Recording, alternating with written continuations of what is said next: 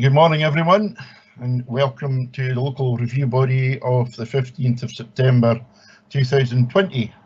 My name is Councillor Henry Anderson. I'm convener of the LRB. Joining me on this virtual meeting today is Councillor Wilson and Councillor Braun, and we are the LRB committee. Beside also joining us is Mr. Harrison, a planning advisor to the LRB, who is not part of the planning department and has no previous involvement with any of the applications we have before us today. From legal, we have our legal advisor, Mr. Colin Elliott, who is also online, and also Mr. Danny Williams from Committee Services. Before we commence the business of the day, can I ask that this meeting is being recorded and will be available on the Council's website. Also, can you ensure that all electronic devices is either in silent mode or switched off? Can I ask the other two members if they have any declarations of interest on today's agenda? Councillor Wilson. No interest. Councillor Braun. No interest at all. Thank you very much, gentlemen. Now, can we note the minute of the last meeting, which took place in August? The date escapes me at the moment. Is everyone happy with the minute? Of August, convener, 18th of August 2020. I'm happy to note the minute. Agreed. Thank you. So that's the minutes noted, and we can move on to the agenda for today. And the first item, the first item today is the residential development in principle, land 80 metres north of East Pow Mill Milk Bar, Pow Mill. I will ask Mr. Harrison to give us the presentation on this item. Thank you. Thank you, convener. As you say, this is a planning application in principle for residential development at land 80 metres northeast of Pow Mill Milk Bar, Pow Mill. The application site extends to some 1.2 hectares. It is a field that has not been in agricultural use for some time. Access would be via Aldi Road, which enters off the A977 immediately to the north of Pow Mill. The site slopes in a southerly direction.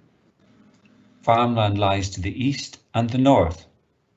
The grounds of the milk bar lie to the west, and houses formed from the former farmsteading lie to the south. The milk bar and houses are within the settlement boundary of Pow Mill, and the site is out with but adjacent. Indicative layout and house type drawings have accompanied this in principle application. Now I'll just take you through some photographs now, but you might like to have page 49 onwards for a location plan and site plan. There are also some indicative plans of the layout and the houses within the papers as well. So just as a prior to going to the application site itself, of course, the submissions make reference to this particular allocation within the local development plan. That's H53, which is referred to in the papers. And so the first photograph shows us approaching Pow Mill from the west.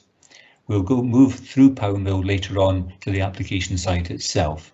But just following the general arrows which you see on the photographs, we move up the road from that, as it were.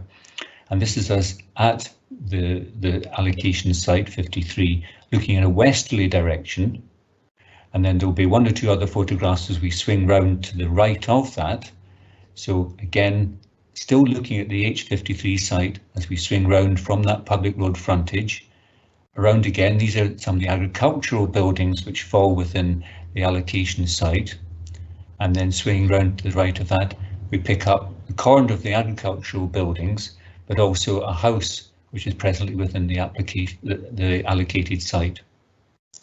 Moving from that position on the public road, we move into the site, and we're now looking at the back of the farm buildings you saw in the earlier photograph.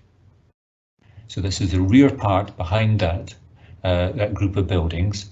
And if we turn around and look in the opposite direction in the next photograph, we look to, shall we say, what I've called the central area of the site.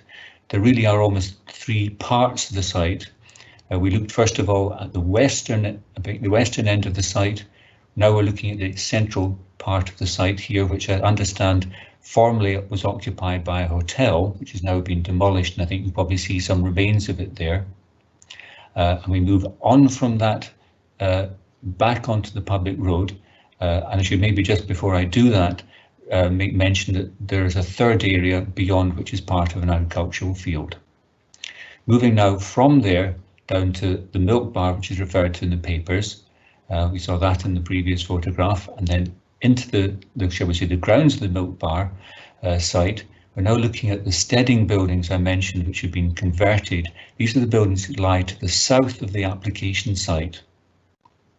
And then if we move from there and swing round to the left a bit, this is as it were standing in the car park in front of the milk bar, looking up the slope towards Aldi Road, which means we've got the edge of the application site. That's the western boundary of the application site, behind the shall we say, the Lelandia hedge, which is obviously very substantial there on that boundary. So this is the area between the application site and the main public road, the A977, within the milk bar area.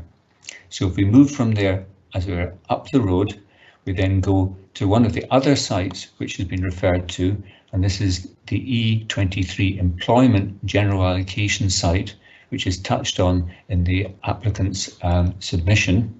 That's on the other side of the road from the milk bar. And then if we move on from that into the next photograph, we swing round and we step onto, shall we say, the curb of the A977, looking back first of all to the E23 site, which is lying to the west of the application site and the milk bar. And then in the next photographs, we'll swing round to the left. So this shows us the junction onto Aldi Road from the main road there. And we're just beginning to pick up that boundary onto Aldi Road of the application site itself. So the milk bar, if I can put it that way, is behind the group of trees we see in the centre of the photograph. And as you can see from the road, it slopes down to a dip, down to former Pow Mill itself. And then if we swing to the left in the next photograph, we see the application site, or rather that northern boundary of the application site. The actual application site itself dips down to the south from that boundary. So the field you see in front of this is not the application site. We swing round again to the left of that photograph, we see the general open countryside, which is lying to the north of the application site. So there we now start to go into Aldi Road itself in the next photograph. This shows you a configuration of the road. We've left the main road and are now going up the road which takes you towards the application site, and we have that northern boundary again.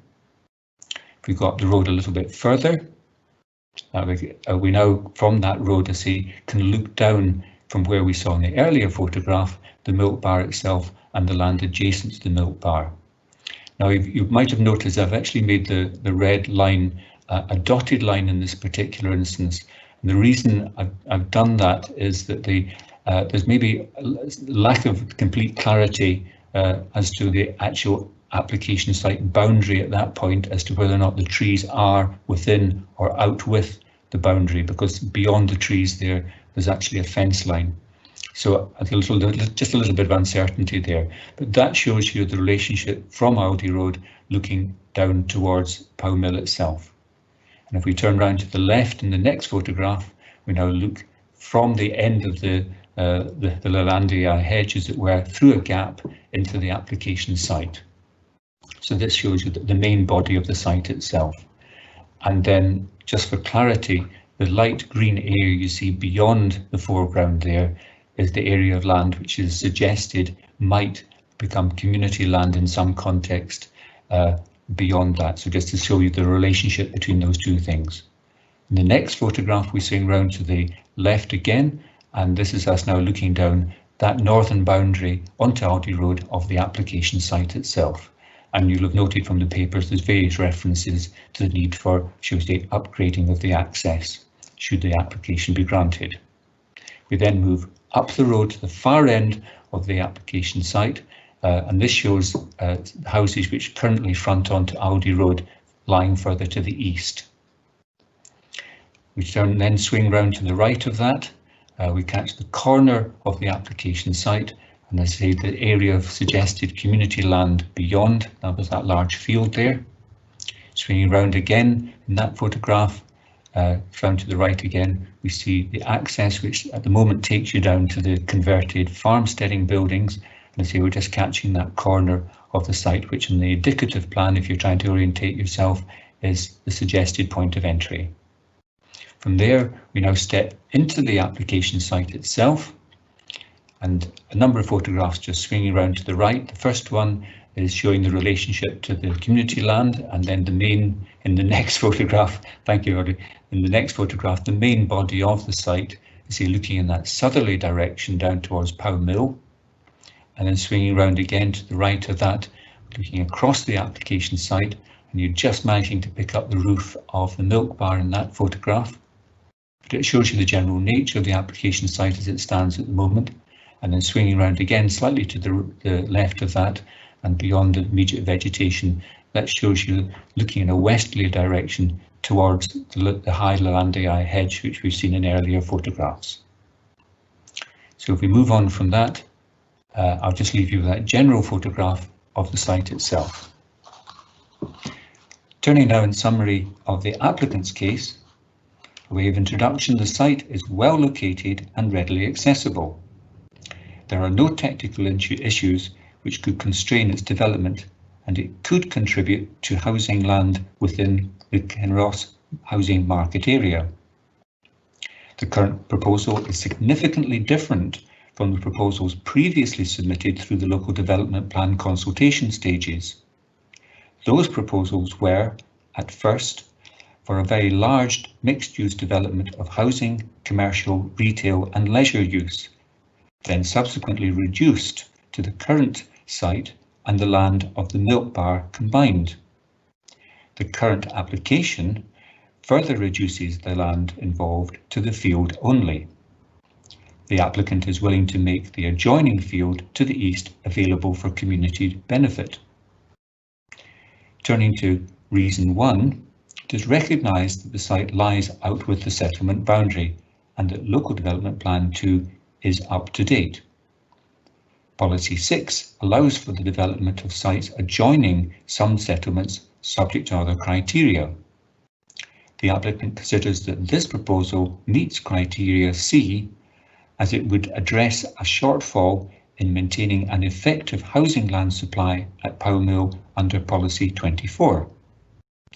The allocated land at Garthuizen, that's H53 in the Local Development Plan 2, has remained undeveloped for almost 20 years, has some constraints, and the previous planning consent is considered to have lapsed in March 2016.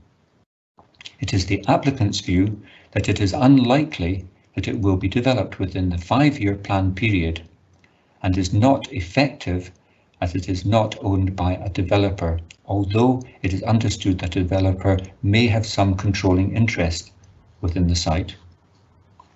This local development plan allocation is viewed as hindering the prospect of any housing development taking place at Pow Mill.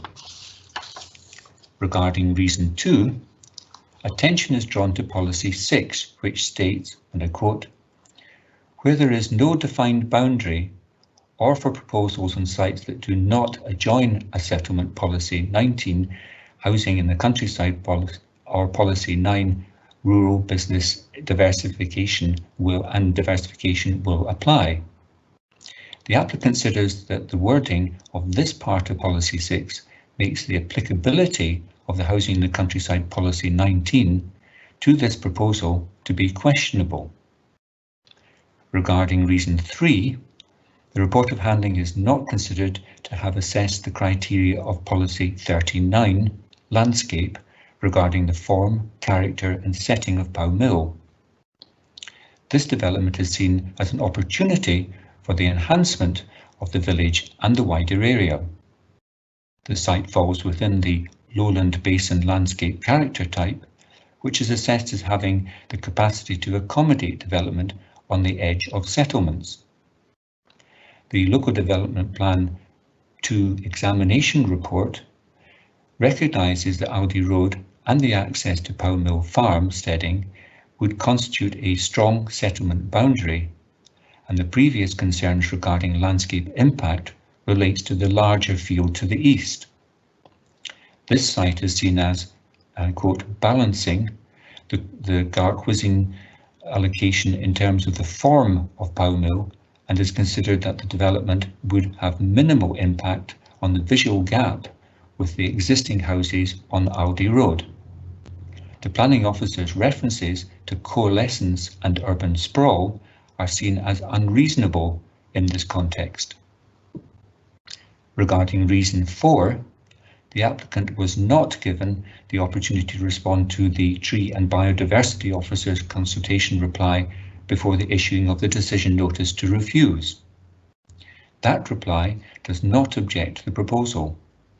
There are no natural heritage designations involved, and the applicant would be willing to undertake an extended Phase 1 habitat survey if permission was granted.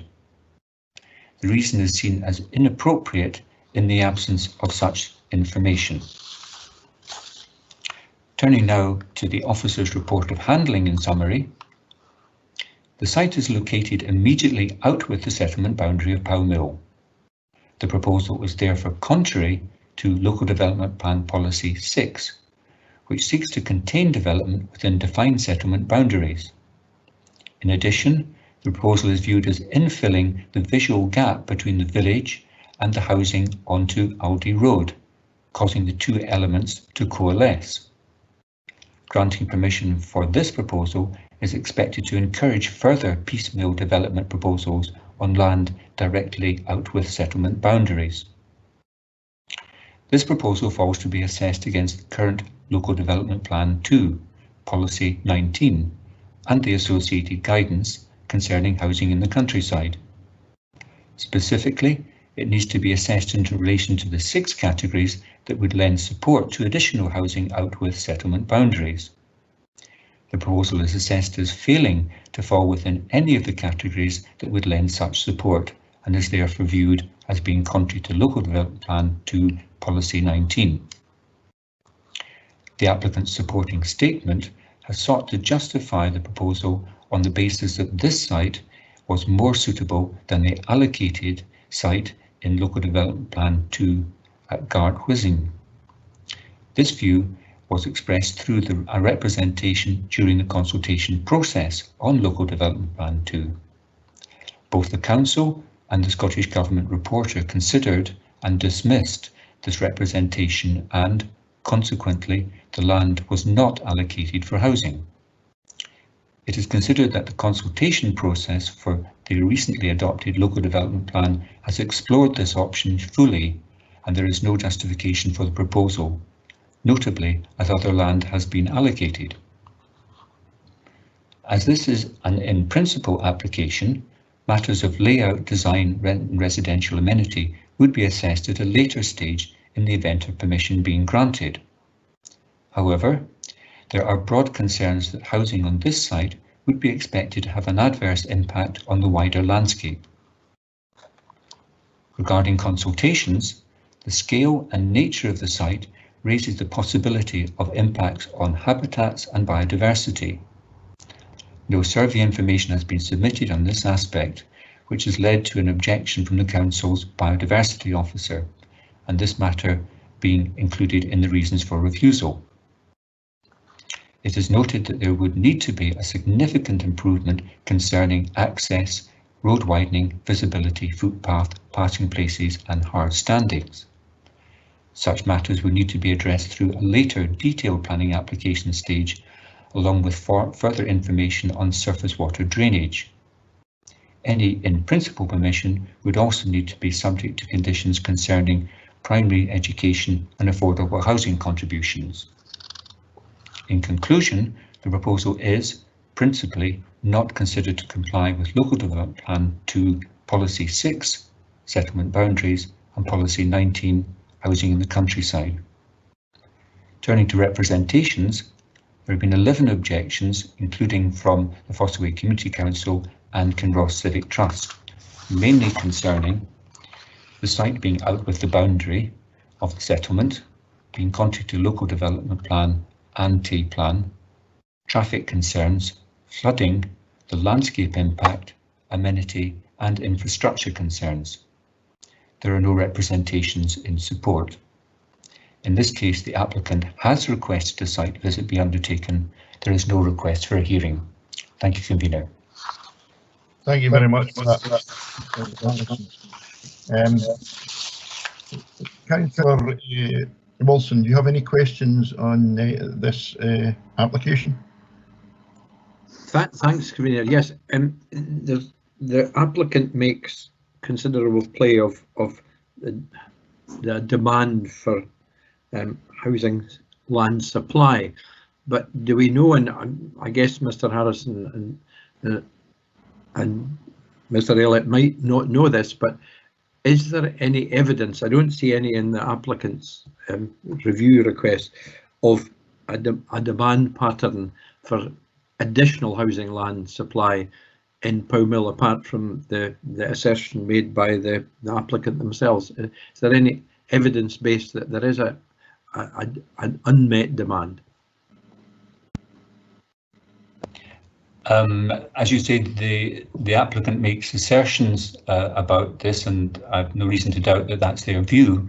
The assertions do not appear to be, shall we say, supported, obviously, from, shall we say, a detailed assessment of the whole sort of market area or some form of audit or background in that sense, if that's what you're wondering. So we have a situation here that there is allocated land at Powmill, and it's been allocated, shall we say, through the local plan process, which effectively explored the possibility of this site along with other land in that part of the village. And as I mentioned, the outcome of that was that both the council and the reporter determined that it wasn't necessary, if I can put it that way, in considering housing land in that whole market area to allocate this particular site. And so I would maybe mention it's a question of looking at a market area and not necessarily individual settlements independently, as it were.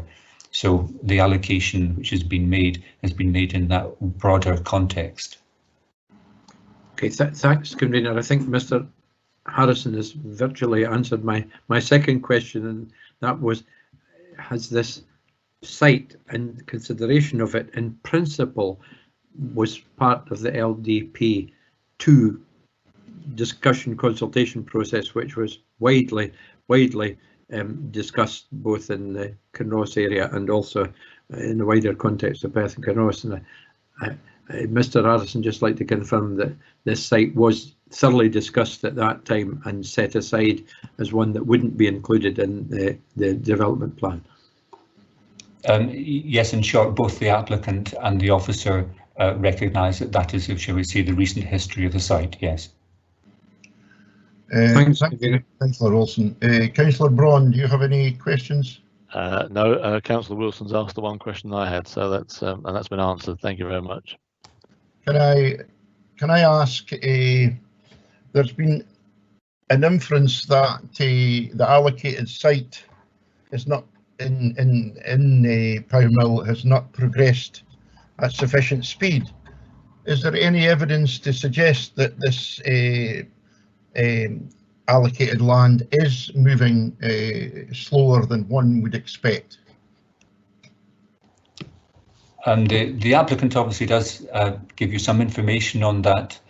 First of all, in terms of the original time that this was allocated some time ago, the fact that there had been a planning application, which is now relatively recently, that is 2016, time expired without being implemented, and has also made reference to the fact that there is at least doubt as to the extent to which a developer has, shall we say, direct interest in the site, and has made reference to, I think, a change, shall we say, from one developer to another as well as part of that.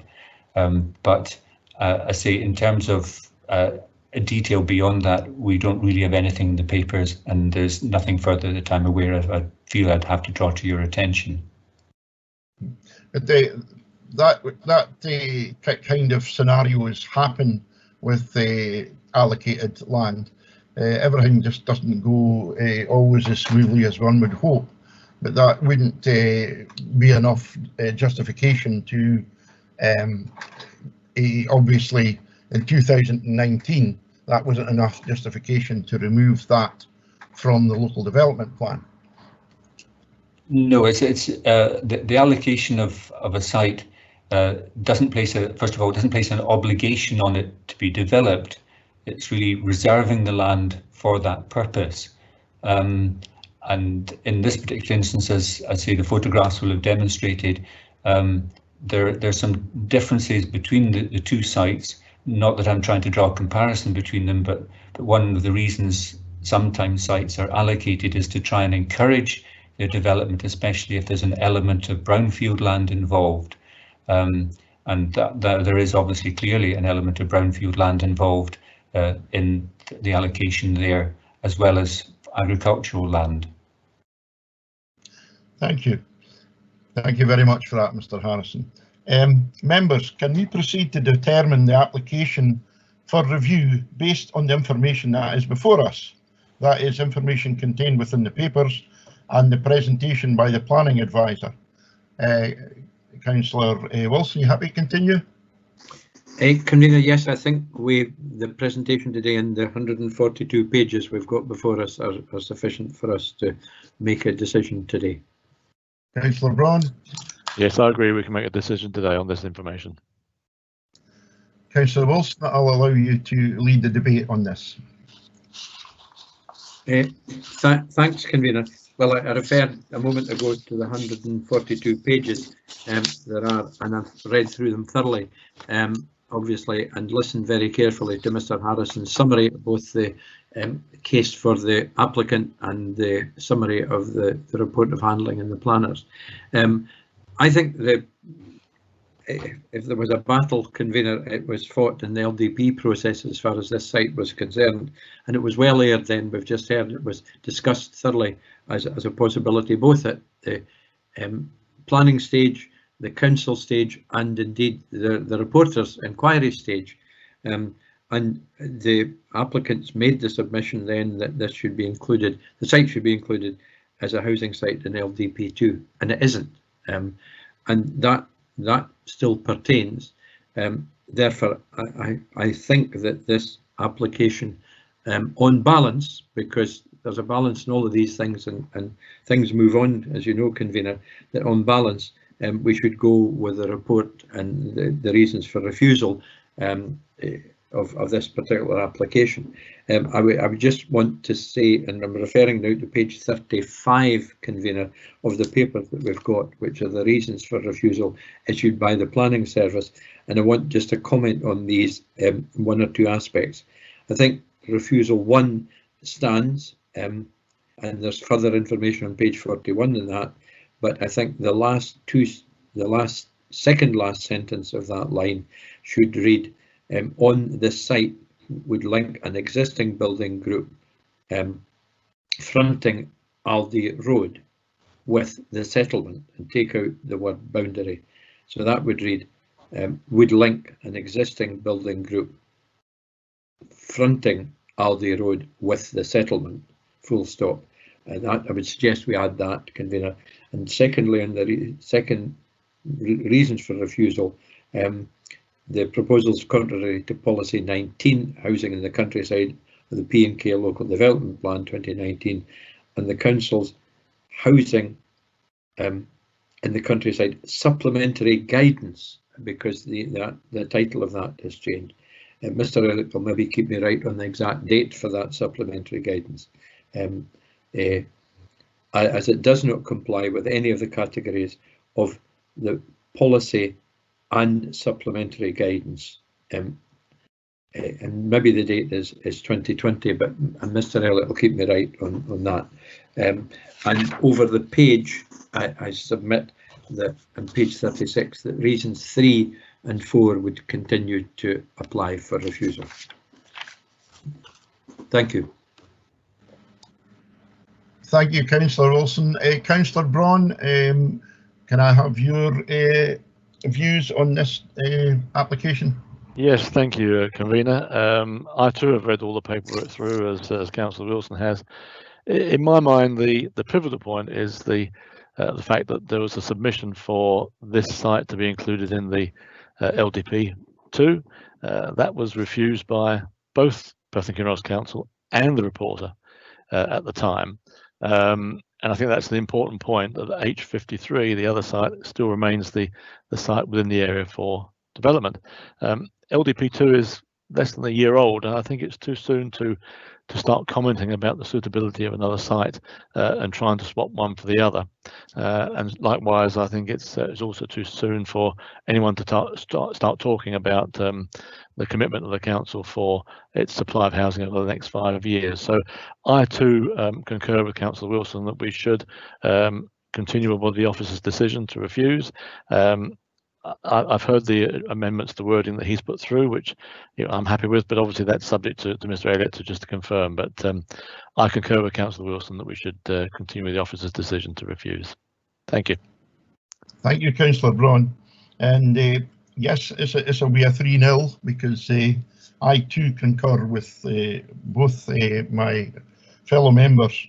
Yes, LDP, it was only given. It was only came into being in 2019, LDP Plan 2.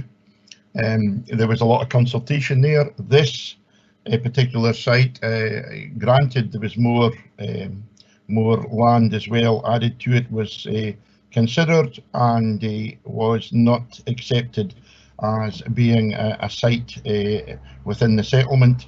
And I do think that it's unfortunate that there's been references to the other site not being suitable when there's no really any evidence of that, and this site's more suitable. So on that, I would agree, and the reasons for refusal, that 1 and 2 have been slightly changed by Councillor Wilson, and I would agree with the changes if Mr. Elliott finds them competent. And 3 and 2 go as the officer had put them in, so there are no changes to them. And I think that 3-0 will pass over to Mr. Elliott to decide if there's any further information required of us. Thank you. Thank you, convener. No further information required. I just want to recap the changes on grounds 1 and 2. Ground 1, I'm looking at page 35 of your papers and the decision notice of 21st January 2020. My understanding is what you've agreed on ground 1, on the 4th line, you're making amendments so that it reads, would link an existing building group fronting Aldi Road with the settlement, thus forming a large extension to the defined settlement. So that would be the change in ground 1. In ground 2, there's a technical change suggested because it's no longer the Housing Countryside Guide 2014. What it is the Council's Housing in the Countryside Supplementary Guidance 2020. And the line below, it suggested the insertion of the word and, so it becomes categories of the policy and guidance. And again, I presume that's for clarification purposes. Grounds 3 and 4 would remain as narrated. So that's my understanding of the decision you have taken today. Yes, I concur. That is the decision given today. So I would say that this appeal has been unsuccessful, and that would be the determination of the local review body. And if everyone is ready, we will move on to 4.2, which is the erection of 3 dwelling houses, land 30 metres southwest of Leland House and 50 metres south of Tillyochi Farmhouse, Bellado, and that's a full application in full. Yeah. Mr. Harrison, I'll pass over to you. I think I've probably got that wrong.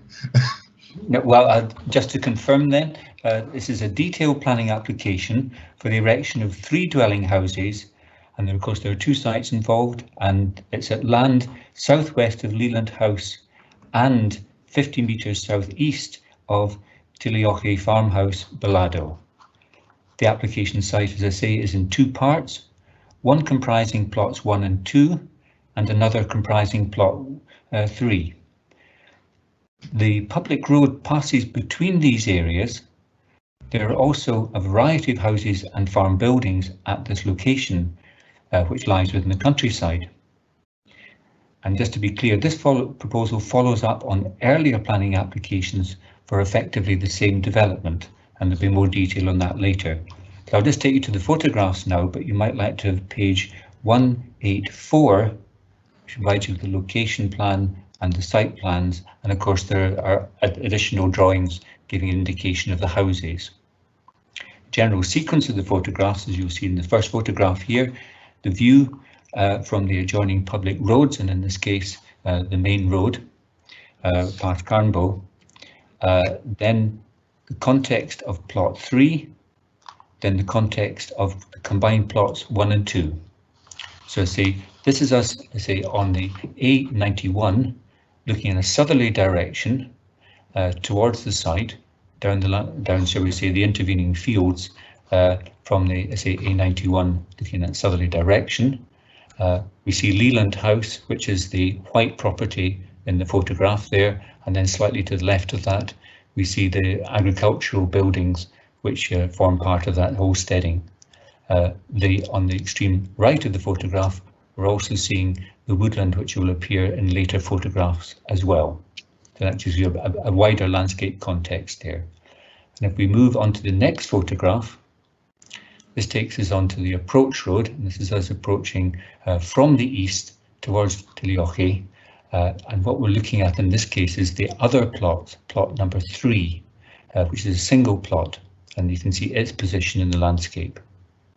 So if we move from that position, as it were, up the road towards the steading, we come first of all to the position of the drainage treatment facility, which is referred to in the papers, which would appear to be generally in that, shall we say, corner of the field, which you see partially overgrown and partially in cultivation.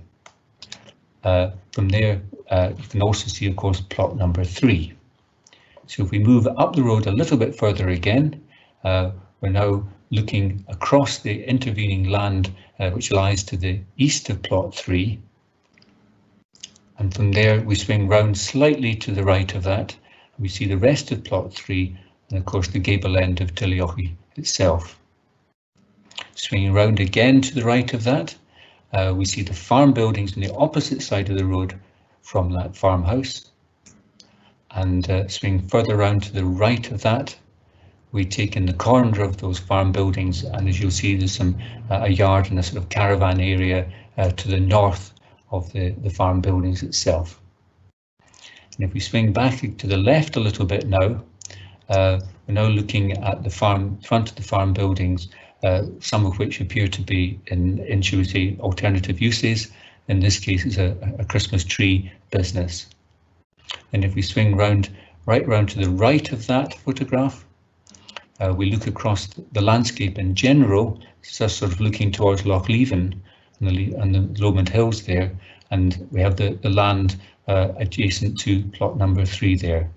And if we swing round to the right of that photograph slightly, we're now looking at the access that would take you into plot 3, and of course we've got the gable of Tilioche there as well. We then move towards the site itself. You can see how the access runs down that fence line, as it were, and then we see the landscape beyond. And then we'll have some additional photographs swinging around to the right of that, which shows you the main body, as it were, of plot number 3. This is us looking in a southerly direction. It basically seems to be part of the rear garden ground of the farmhouse at the moment, in terms of how it's being used. And if we swing slightly to the right of that photograph again, we catch the corner of plot number 3, and we see the rear elevation of Tilioche, and obviously we have the Tilioche bungalow and another dwelling house beyond that again. So if we move on from that photograph, we now step, as it were, back into the public road. And just to orientate yourself, this is us now looking in an easterly direction, and we have Tiliochi there, and then on the opposite side of the road we have some of the steading buildings. So this is where the entrance to the plots 1 and 2 would come in across the yard area there. So if we swing round to the left of that photograph, we have the access to plot 1 and 2 across the yard, and we have the steading buildings beyond. We swing round again to the left of that photograph. We're still catching the corner of the farm buildings, but this of course is not just an access to the farm buildings in the yard, but an access to Leland House as well. If we swing round to the left of that photograph again, we, as it were, look over the fence into the field beyond, and the position in general of plots 1 and 2, and the red lines basically indicating the access which would be coming up the side of that field to serve plots 1 and 2. You'll probably notice there's also another cottage on the extreme left of that photograph as well. So we go back again a little bit, swinging down to the right, back into the yard as it were. This gives you the position of the actual access from the yard into the field as it were to serve plots 1 and 2. So if we move up from that position, in the next photograph this is us now looking up that access route across the field. And just to give you the orientation from there, we swing slightly to the right again. We see the remainder of that field and the property on the other side of the road as well. So stepping into the application site proper, as it were, because that's now in the access route. The vegetation you see on the extreme right, as it were, here is part of the garden ground associated with Leland House, and the woodland beyond is also part of the policies of the adjoining property. So we go into the application site a bit further in the next photograph. This shows us, as I say, looking at plots 1 and 2 and looking in the opposite direction from where we saw the first photograph. And you can probably just make out a white dot there, which is the a vehicle on the road in that first photograph on the A91. So we now turn to the left of that slightly to take in the remainder of plots 1 and 2, and you'll notice two things here, I'm sure. Other than the openness of the boundary, we now have the enclosure of the woodland, and also the remains of a former building, which should be appear in later photograph. But this is us looking, say, up that application site. So we swing round again to the left of that. We see the boundary between the application site and the remainder of the field.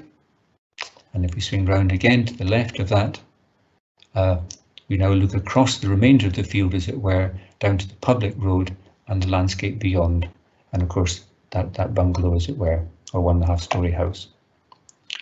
So moving from there, back round to the right, in the next photograph, just to give you a detail of the ruin which lies within plots 1 and 2. And then moving up the site a little bit from that position, in the next photograph, takes us up to the trees on the west boundary.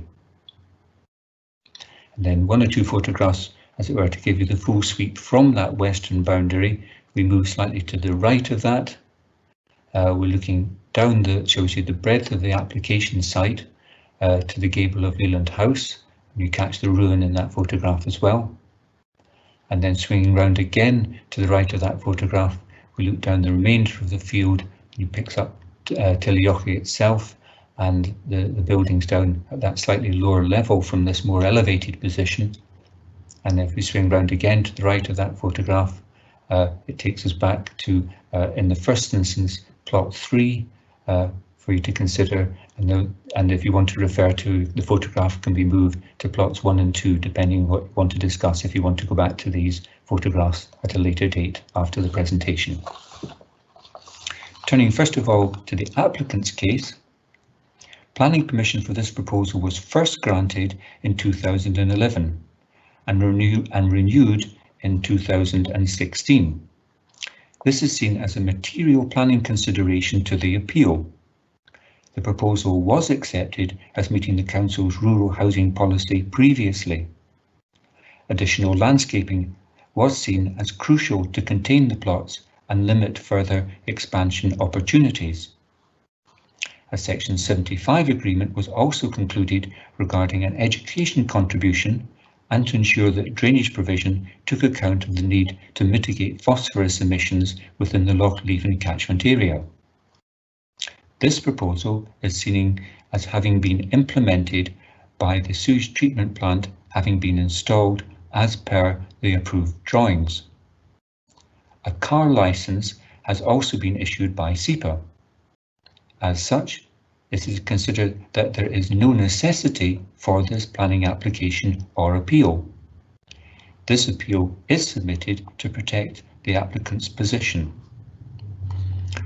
Although Local Development Plan 2 has now been adopted, the planning policies, guidance and siting criteria concerning housing in the countryside is fundamentally unchanged since 2011. The most recent refusal seems to be based on a different interpretation of these policies and guidance by a different planning officer. Turning to plots 1 and 2, plots 1 and 2 have robust, definable boundaries to the east, that's Leland House and Garden, and to the west, that's the mature woodland. While the boundaries to the north and the south are open, they are seen as well established by a post and wire fence and reflect the building line of adjacent properties. It is considered that they would appear as being part of the larger building group when seen from the A91 to the north, or when viewed against woodland when viewed from the east. As such, they are seen as having no adverse impact on the wider landscape. Regarding plot 3, it's seen as having well-defined boundaries to the north, that's Tillyochie Farmhouse, and to the west, that's Tillyochie Bungalow. There is characteristic fencing to the south and east. It is noted that concerns expressed in relation to landscape impact have not been applied to this plot. Regarding the third reason for refusal, the drainage considerations have previously been dealt with through a legal agreement and subsequently a planning condition and SEPA's approval of a car licence. It is noted that SEPA were not consulted and no request for drainage information was made to the applicant, who could have provided more on this aspect prior to the decision. The local review body are therefore invited to undertake a formal consultation with SEPA. There are considered to be no technical concerns regarding flooding, access, design or plot sizes. It is accepted that the existing ruin is not worthy of retention or restoration. The proposed plots for 1 and 2 are seen as more appropriate in terms of their form and layout of a prospective development. In conclusion, proposed plots 1 and 2 are considered to comply with Category 1 building groups and Category 5, the conversion or replacement of redundant non-domestic buildings, of Policy 19. Proposed plot 3 is considered to comply with Category 1 building groups of Policy 19. It is also considered to comply with Policy 39, all landscapes, and Policy 46, the Loch Leven catchment area. Turning now in summary to the Office's report of handling. Planning approval for the 3-house development was first granted in 2010, then renewed in 2016. This application was not implemented, therefore there is no current planning permission for this development. In noting this planning history, the officer has difficulty in seeing how the proposal would have complied with the Housing in the Countryside policy at that time. While acknowledging the planning history, the current application is considered to, falls to be assessed against the current planning policy and guidance. Specifically, the relevant parts of Policy 19 and the categories therein, and the associated supplementary guidance concerning housing in the countryside. Regarding plots 1 and 2, the buildings adjacent to the site are viewed as meeting the definition of a building group under Policy 19. However, to be acceptable, proposals have to comply with the associated siting guidance and criteria. In this case, the part of the field forming the plots only has definable boundaries to the east and west. The longer boundaries to the north and the south do not have definable boundaries. The northern boundary only has a post and wire fence, and the southern boundary has nothing. Consequently, the proposal is not considered to have sufficient enclosure to form a definable site as an extension to a building group. The site is being highly visible to the surrounding landscape, and the development is viewed as being intrusive within the countryside, especially from the A91, which lies to the north. The site contains a small ruinous stone building that has no roof and is no longer in use. The proposal on this site is for 2 5-bedroom detached houses with large detached garages. The footprint of the new buildings will be well in excess of the ruin to the extent that the proposal is unable to comply with the provisions that allow for the conversion or replacement of non-domestic buildings under Category 5 of Policy 19 and the related supplementary guidance. Regarding Plot 3, the adjacent properties are viewed as meeting the definition of a building group under Policy 19. However, this site is also assessed as failing to comply with the associated siting criteria as an acceptable extension to a building group. This is because the eastern and southern boundaries are only enclosed by fencing, and the land is not therefore seen as forming a definable site within the wider landscape. Regarding drainage, it's noted that the site lies within the Loch Leven catchment area. No evidence of the required phosphorus mitigation measures have been submitted with the application, therefore SEPA has not been consulted. Access and flooding matters are seen as being capable of being controlled through conditions if planning permission was being granted. It is noted that a contribution to primary education would be required if permission was granted also. In this case, turning to representations, there's one representation objecting to proposed development, mainly concerning lack of information in relation to drainage, the proposal being contrary to the Housing and Countryside policy, the housing being out of character with the surrounding environment. In this case, the applicant has requested a site visit, but has not requested a hearing. Thank you, Convener. Thank you, Mr. Harrison. Thank you very much for that.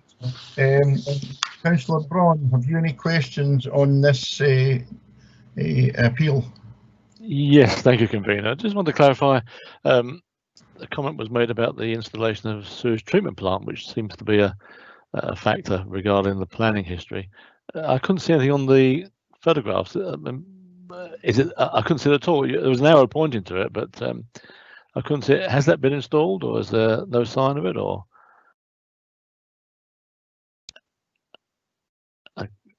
you're on mute. Sorry, David. David, you're on mute.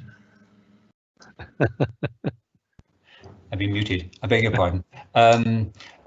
Yes, from, shall we say, an initial assessment on the site, shall we say, the provision of the facility in that corner of the field wasn't immediately obvious, either as a facility or as the ground having been disturbed in some way.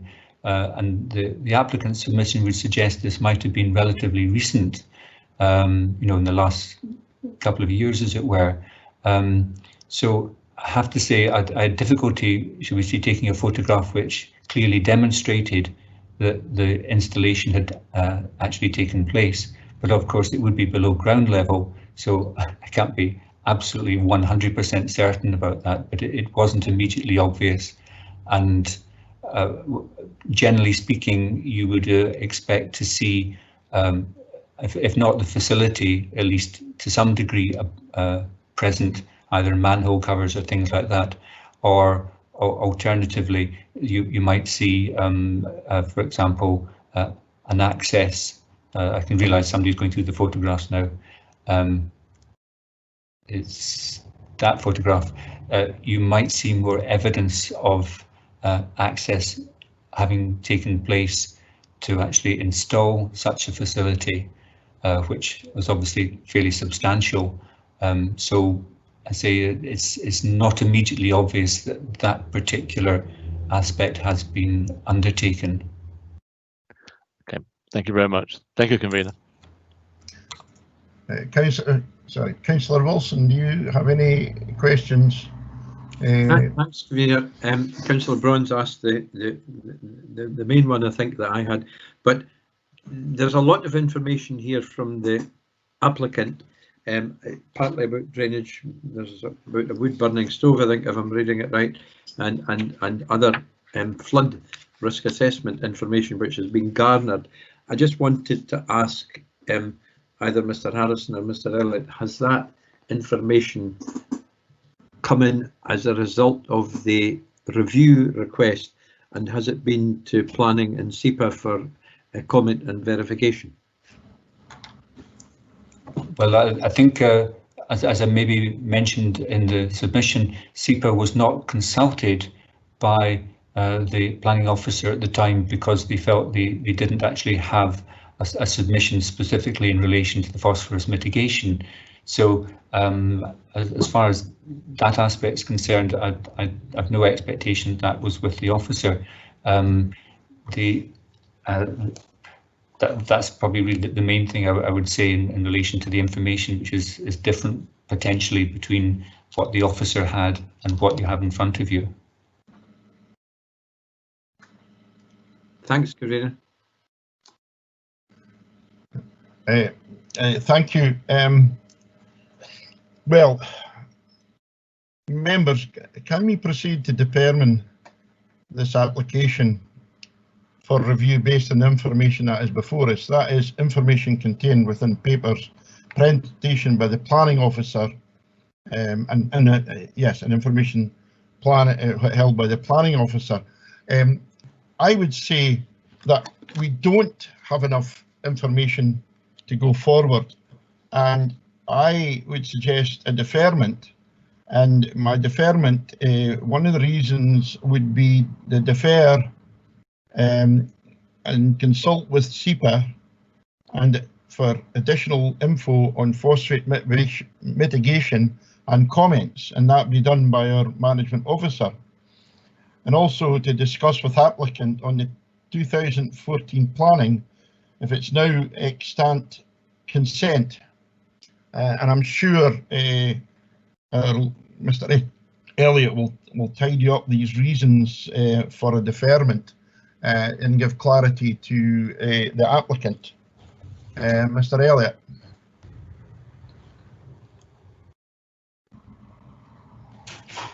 Thank you, Convener.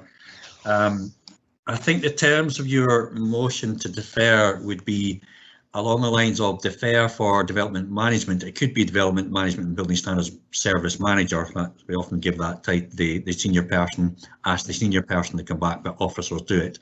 So defer for firstly to consult with SEPA, and I think Convener will be on the additional information provided on phosphate mitigation. That's the information provided by the applicant, of course, and to thereafter provide comment. So what you would have there is development management would consult SEPA and then come back with comment, having consulted SEPA. The second part would be, and I think this would be appropriate, adding a little bit extra, Convener, to discuss with the applicant if necessary. That would be development management discussing with the applicant on comment on whether our planning consent, I think it's 142062 FLL, is now accepted as an extant consent, because of course the applicant, as I understand it, is asserting that works were done, and what you would do is ask for comment from development management whether they agree that the 14 consent is now an extant consent that could be built out in the future. So those would be the terms, I think, of the motion to defer.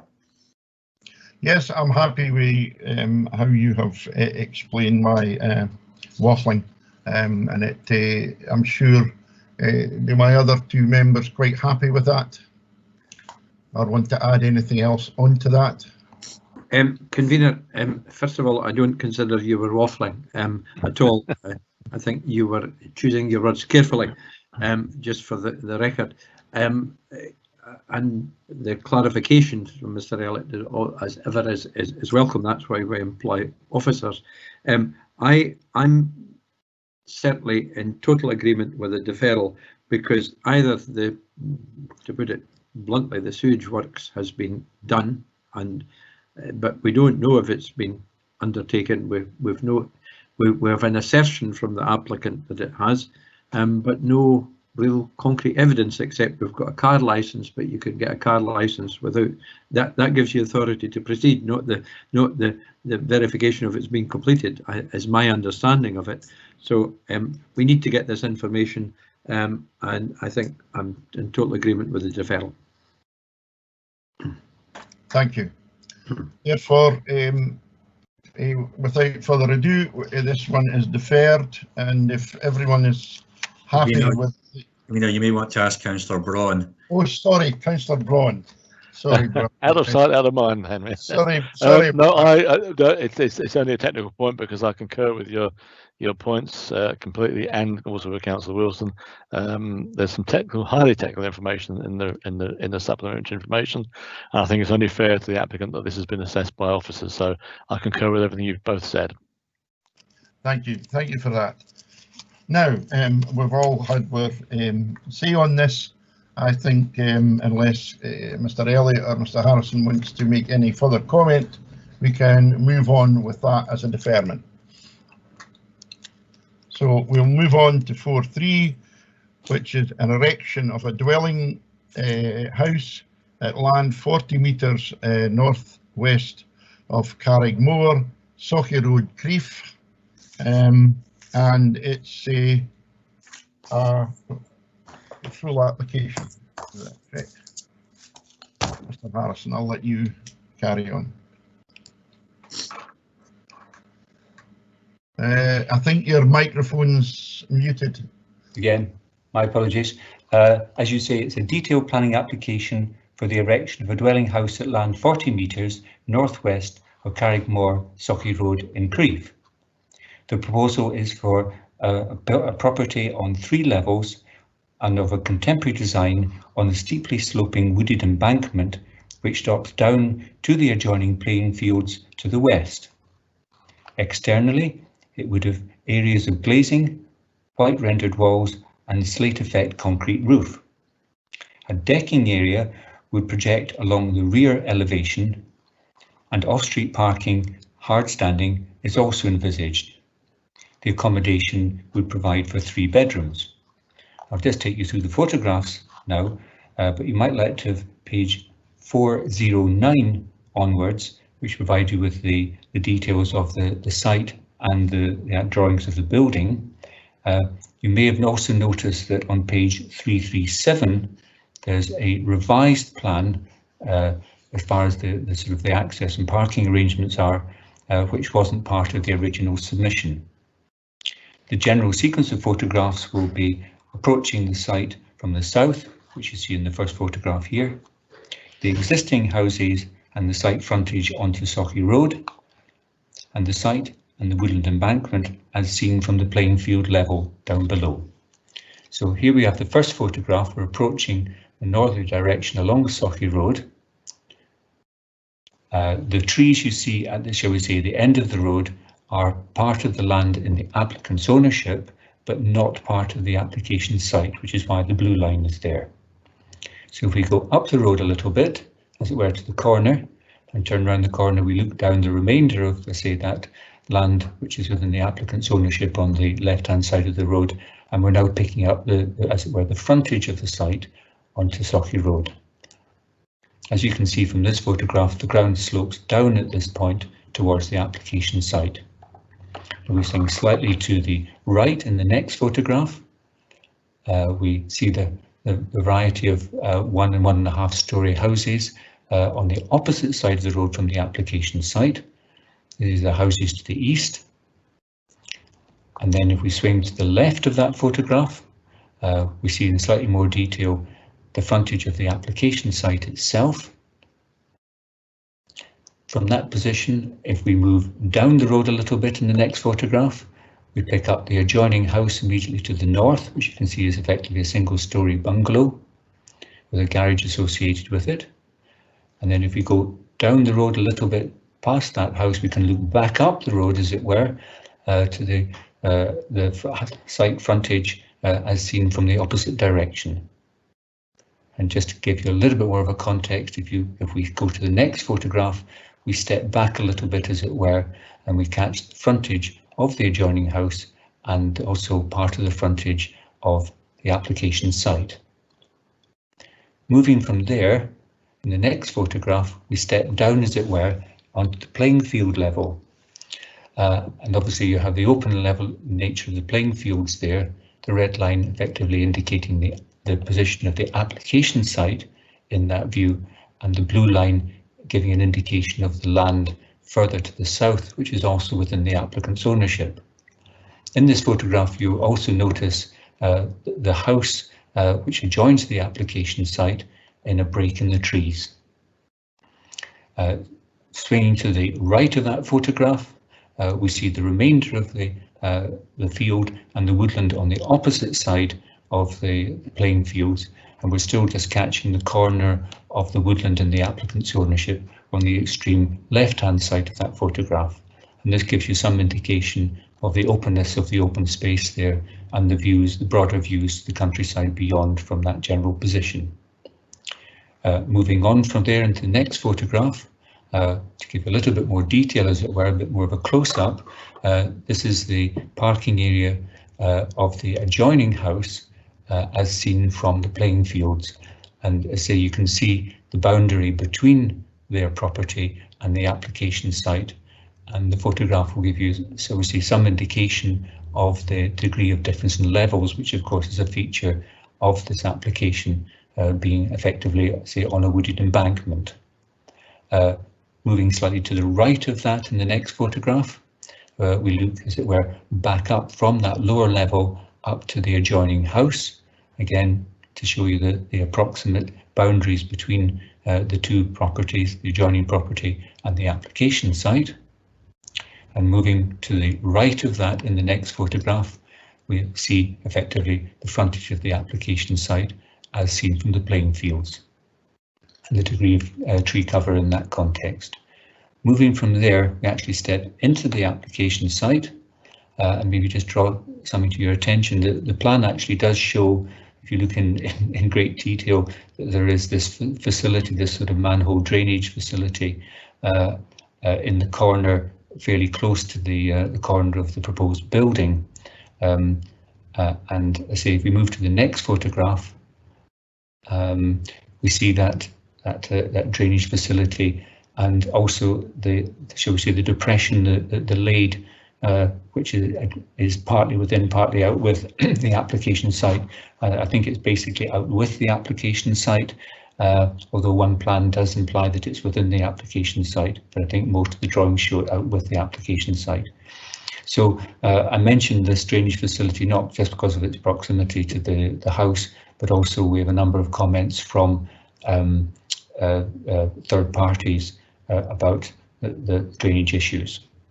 So this is us looking, as it were, slightly up the slope towards the position of the proposed house. And if we go to the next photograph, we swing round slightly to the right of that, and you see, you can just to orientate yourself slightly, you've got the manhole cover, and then you've got the main area where the house would be accommodated, slightly to the shall we say, the left-hand side of that photograph. So I think that may be the last photograph.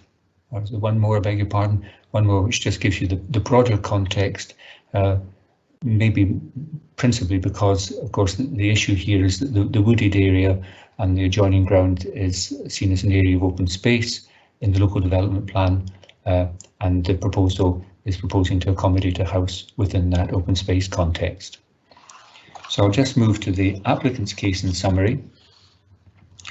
Regarding the first reason for refusal, the applicant considers that the proposal complies with Local Development Plan Policy number 14, which concerns open space retention and provision, existing areas, as the proposed residential development is only, and I quote, involves a minor part of the site which would not affect its use as a recreational or amenity resource, end of quotation. Only a very small proportion of the local plan open space provision would be developed, and only 4 trees require to be removed. The land is seen as being of no recreational value and very limited amenity value. Illustrative material has been submitted with the notice of review, which is seen as showing the limited extent to which the proposal would impact on the open space areas of the sports pitches and the housing to the west. The siting of the proposed house is considered to be sensitive. A tree and ecology report concludes that the site is of limited amenity and limited nature conservation merit. Regarding the second and third reasons for refusal, it's considered that the proposal complies with Local Development Plan Policy 1A placemaking by continuing the domestic linear street pattern of Sochi Road, respecting the site topography using a split level design, stepping down the slope and retaining all mature trees. The proposal does not block the outlook of any existing houses.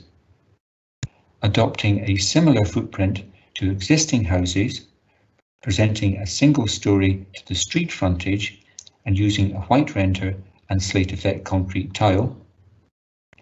Improving pedestrian safety by extending the footpath by 20 metres. And meeting and exceeding building control regulations with regard to energy performance and carbon emissions. The illustrative material is seen as supporting these assertions. Regarding the fourth reason for refusal, a tree survey, which was not requested during the processing of the planning application, has been submitted with the notice of review. It is confirmed that the applicant is willing to adopt all of the recommendations of this report for the removal and protection of trees during the prospective building operations. Regarding the fifth reason for refusal, there was no request for information concerning protected species during the processing of the application. This information was submitted with a notice of review. From this initial survey, it is not expected that there would be an impact on protected species. Regarding the sixth reason for refusal, a revised layout plan has been submitted with the notice of review which amends the parking arrangement and provides for visibility displays of around 90 metres north and 80 metres south. It is considered that there is a lack of adequate guidance as to the Council's standards regarding visibility displays and the requirement to enter and leave the carriageway in a forward gear. It is noted that other residents in Sochi Road do not have turning facilities and generally reverse onto and into driveways. The same dispensation is requested in this case. It is noted that the planning officer who was appointed to this case was off ill during the initial planning period. It's considered that this led to the officer not requesting additional information to be submitted. It is the applicant's view that the reasons for refusal are unfounded and the application should be approved with appropriate conditions. Turning now to the officer's report of handling, the site is located within an area zoned as open space covered by Policy 14, Open Space Retention and Provision in the Local Development Plan 2. This policy seeks to protect areas of public and private open space where development is not permitted except in specific limited circumstances. Of these, only the following circumstances needs to be assessed as the other criteria relate to land in use for recreational purposes. A potential exception states the proposed development involves a minor part of the site which would not affect its continued use as a recreational or amenity resource, end of quotation. The proposal would involve a minor part of the total area of open space, which is mainly playing fields. It would not affect its continued use as recreational space. However, the amenity value of the area would be compromised by the proposed dwelling. The site forms part of the wooded slope, which creates a clear landscape boundary between the recreational area and the residential development beyond. The proposed dwelling would have a detrimental impact on that transition between the playing fields, the built-up area, and as such would have a detrimental impact on the landscape character of the surrounding natural environment and the setting of the playing fields. Regarding matters of design, density and siting, the development is not considered to respect or to have a positive contribution to the character and amenity of the place, and is assessed as being contrary to policy 1A placemaking. Existing housing on this side of Sauchie Road are sited at the top of, rather than step down, the slope. They are generally well screened by trees and vegetation. By comparison, the siting and design of the proposed dwelling is expected to be visually intrusive and is assessed as failing to meet parts A, B, C, D and G of the criteria set out in Policy 1B placemaking. Policy 40B requires that tree surveys should accompany all applications for planning permission where there are existing trees on the site. No tree survey, including a root protection area, has been provided, so it is not possible to assess the potential developable area of the site. Turning to Policy 41, it states that planning permission will not be granted for development that would be likely to have an adverse effect on protected species. No information has been provided, so it has not been possible to assess this planning consideration.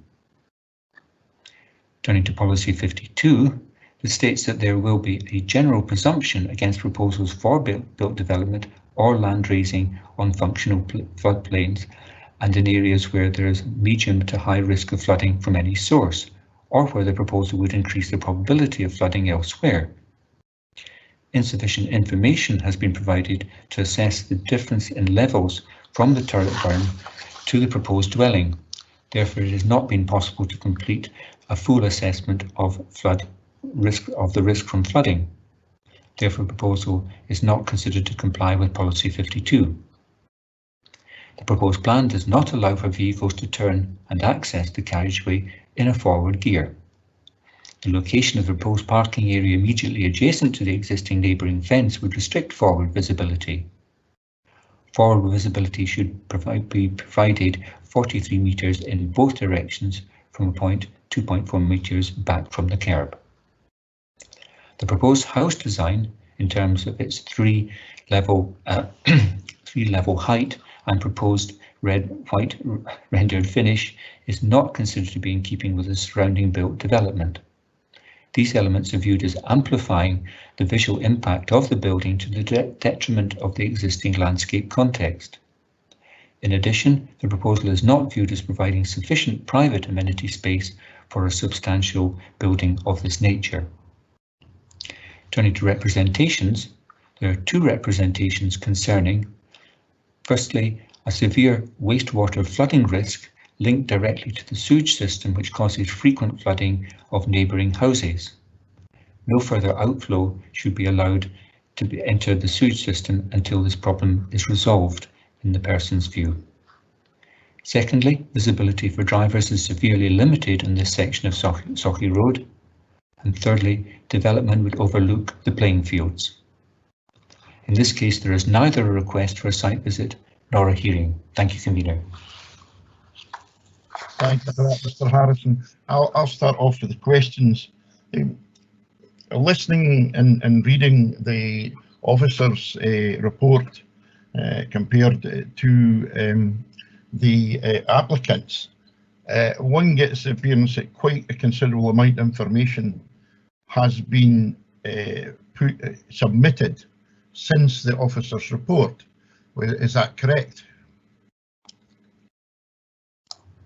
Yes, in short, I think the applicant is also quite clear that he has taken the opportunity to respond, as it were, to the reasons for refusal by submitting further information, for example, the tree survey and the ecological survey.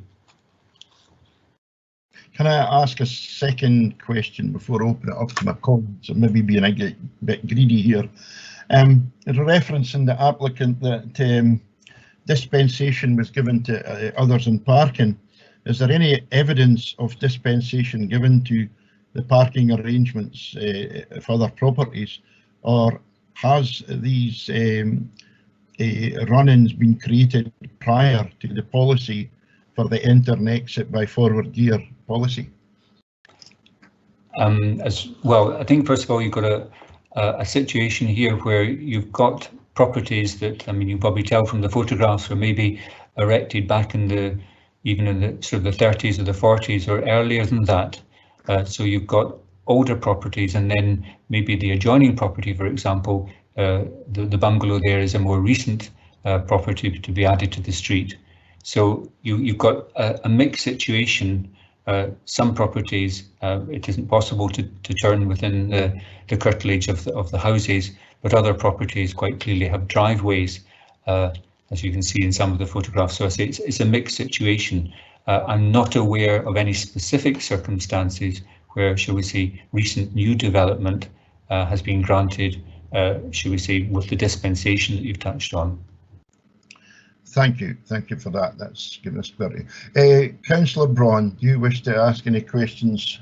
Yeah, thank you, Convener. It's just really following on from what you've been saying, that the road that this lies on, would you consider it a busy road?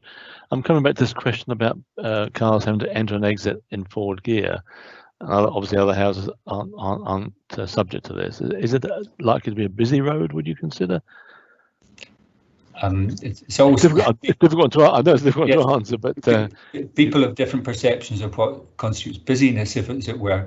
It is, first of all, it's a through road rather than a cul-de-sac, but it's certainly not the main road through Crieff. It is a side domestic road it's not, shall we say, servicing a major facility like an industrial estate or anything like that. It is effectively a domestic road through the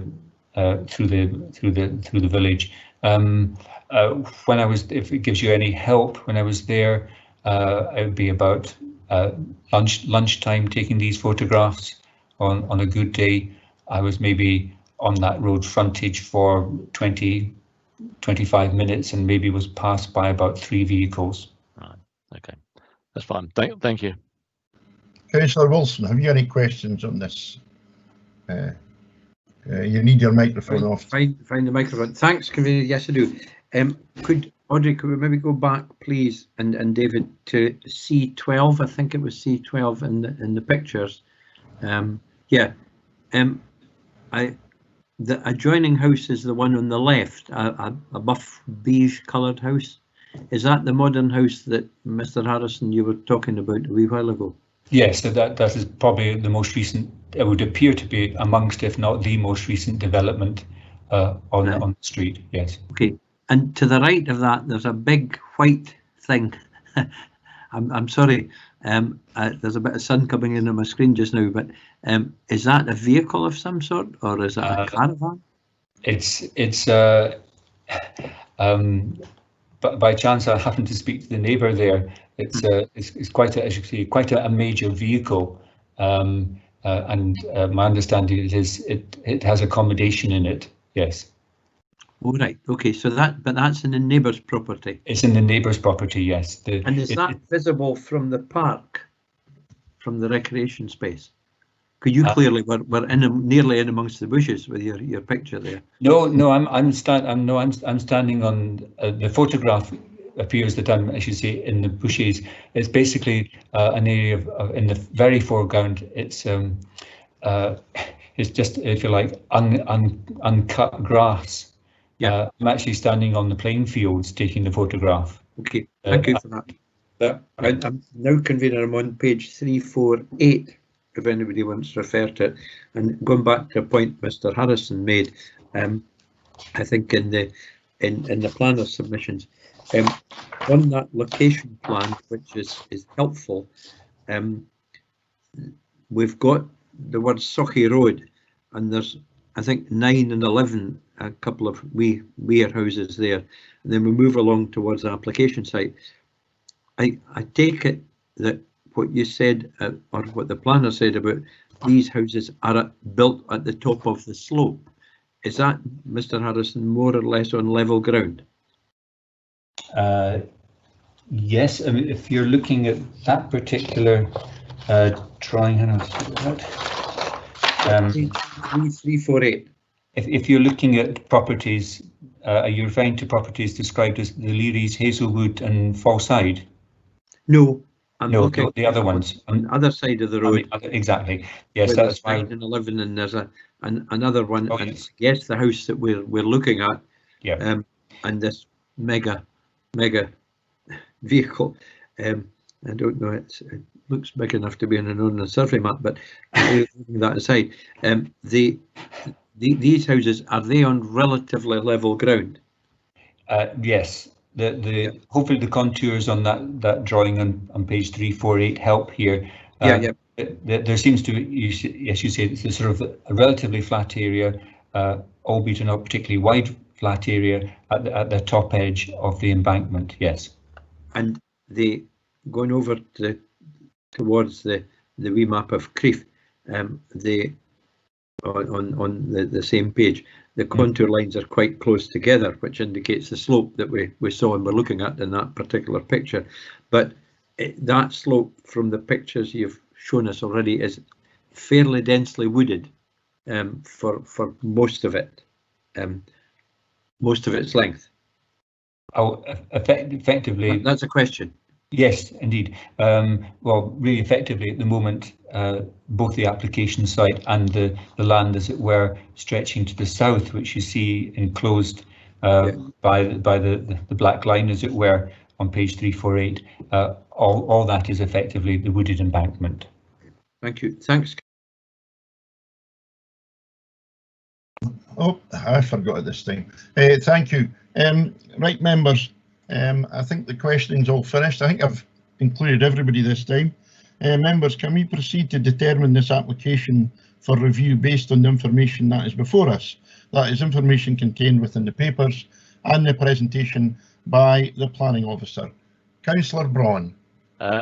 Thank you, convener. Actually, I would like to propose that we defer this case on the basis of the following: that this submission for a referral has been accompanied by several reports, and like the previous paper we dealt with, these are technical reports which I think should go before planning officers, namely that we have a change in location for the parking facility, which changes displays, and I think that should be put back to planning for their comment. I also feel, as we've got a tree survey here and an ecological appraisal, I hope I've got that pronounced that right, ecological appraisal. These are again technical reports, and I think they should go back to planning officers to refer and look at these to give their opinion on them. I think that's only fair to the applicant. But there's also a couple of other things or several other things that have come up, which I'd like clarification on, if I may. I'd like to clarification a little bit on why we're so concerned about vehicles going in and out in forward gear on this road. I wonder if that could be just referred back again. Secondly, the report itself mentions the problems with possible flooding and contravention of policy 52, but in the notification to the applicant of refusal, it doesn't actually mention anything about flooding, so I wonder if that could be clarified. There's also a bit of confusion in the report. In one part of the report, it indicates that there should be an education contribution of just over £6,000. But further into the report, it says that the contribution, developer contributions, is not applicable in this application. So I think that again needs to be clarified. And also, I'd like further detail on why policy P1B has been breached. I think we just need to fill that out a little bit. So it's 3 comments basically from officers regarding reports, and then just some clarification from what's actually written in the report of handling. And that would be my request for a deferral on that. Thank you, convener. Thank you, Councillor Braun. Yes, I think that all these reports that have come in require officers to assess them. They are the experts. They can give us their view, and then we have a balanced view from both sides to make a decision. So I would agree with you on the points that you've brought up. We also need clarity on as I say, the education contribution, the displays, and the current policy on entering and ingressing, and if there is significant lack of use on the road to justify not having a forward gear policy on that one. Yes, Councillor Wilson, do you wish to make a comment, add any more to it? Convener, thank you. I concur completely with the points you've made. I feel unable to judge the reports on ecology and trees. I can do that as a layman, but we need expert opinion on that. I agree with the points made by Councillor Braun as far as flooding is concerned. I would add sewage to that because that's been mentioned in a couple of the representations. So maybe flooding and drainage needs to be given a wee bit more consideration. And the roads issues are quite clear. I wonder too if we could find out if Sauchie Road is going to be one of the 20 plenty roads in Crieff. There's a number of roads going to be given 20-mile-an-hour limits, and I don't know, that would need to be a material difference if it went from a 30-mile-an-hour to a 20-mile-an-hour, and your reference to that and Councillor Braun's is perfectly appropriate, Convener. So I'm happy to go with the deferral. Yes, and perhaps if Mr. Elliott can add something concerning the sewage. I believe there has been events in that area where there has been problems with sewage during bad weather and that, so I think that would perhaps require assessment. So yeah, I would agree with that. Mr. Elliott, have you taken all these bits and bobs in? And yes, Convener, I'll need to go through that slowly. I've got about 9 or so reasons, perhaps 10 reasons for deferral. So I'll go through a record this time then. Well, of course, it's important to make sure that it's understood the reasons for deferral, so therefore they can be carried out and come back. So if I go through things, not necessarily in Councillor Braun's order, but it would be defer for comment from Development Management and Building Standards Service Manager. Now, not in the same order, but perhaps, if I heard right, further details on why policy 1B, which is placemaking, and Councillor Braun, I think from what Mr. Harrison said, it was categories A, B, C, D, and G. Mm-hmm. Why they are said to be breached by the proposal. Correct. Next one I was thinking of is clarification whether developer education contribution is required or not. Correct. As you indicated, there's a bit of a conflict in the report of handling. Mm-hmm. Now on to kind of the flooding issue, clarification, I think there's 2 parts to that. Clarification whether policy 52, new development flooding, was intended to be a ground of refusal or not. What I noted, Councillor Braun, just to supplement a little bit, is it's recommended as a ground for refusal, but it does not then, in the report of handling, but it does not appear in the decision notice. That's correct, yes. There's no explanation as to why. No.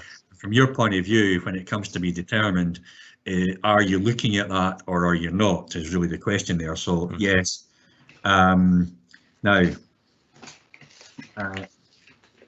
comment on drainage issue raised by representations. Yes. Mm-hmm. Now, I'm not sure whether Development Management will be able to comment too much further. It may be a Scottish Water responsibility, but or SEPA, but at least that question can be asked. Then, yes, I think Councillor Wilson referred to this as well. Comment on the visibility display plan, which I think is dated February 2020. That's submitted by the applicant. Mm-hmm. And Councillor Wilson, you added in comment on whether Sauchie Road is intended to become 20 miles per hour. Yes. Then, Councillor, I need your guidance here. Clarification of any requirement that vehicles must leave the site in forward gear. I think if I heard correctly. Then Comment on the preliminary ecological appraisal, which is by FDM Ecology Limited from 19th of April, I think. Correct. Then comment on the tree survey and arboricultural impact assessment and constraints report. Correct. Which, by Tree and Land Services, TD Tree and Land Services Limited, according to my papers. My suggestion, members, would also, because of how comprehensive this is, you also add in an additional aspect to allow for flexibility, because there's so much here, to allow development management to comment on any other aspect of the applicant's review submissions. And the applicant is protected because under the LRB rules, once all this is back from development management, then they will have the ability to comment on what development management have said before it comes back to the local review body. So my suggestion is, because of the sheer detail or the number of points you're raising, that there's a flexibility of an overall comment as well. It will go to the applicant and then it will come back to the LRB. Agreed. I think that's a good idea. Concur. Okay. Yes. Yes, well, thank you very much, everyone. I think that's all the business of the day. And if this is, if there's no other business or comments to make, thank you all very much, and we'll close the meeting. Thank you very much.